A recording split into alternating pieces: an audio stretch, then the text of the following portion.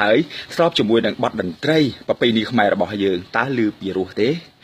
បាទសូមជួយគាំទ្រខ្ញុំផងជាកម្លាំងចិត្តរបស់ខ្ញុំshareឲ្យបានច្រើនដើម្បីខ្ញុំធ្វើវីដេអូឲ្យបានច្រើនតាក់ទងនឹងជាคลิปអានសូត្រជាភាសាខ្មែរទៅតាមបទតន្ត្រីបុរាណឬក៏បទតន្ត្រីភាសាខ្មែររបស់យើងលើកស្ទួយវប្បធម៌ខ្មែរប្រសើរជាងយើងឲ្យតម្លៃវប្បធម៌ប្រទេសគេហើយអូនតូចខំរៀនណាអូនពីព្រោះថាលោកគ្រូពិបាកណាស់រកឃើញវិជ្ជាបាយនៅការបង្រៀនឲ្យអូនចង់រៀនខិតខំណាអូនចាប់ដៃមួយ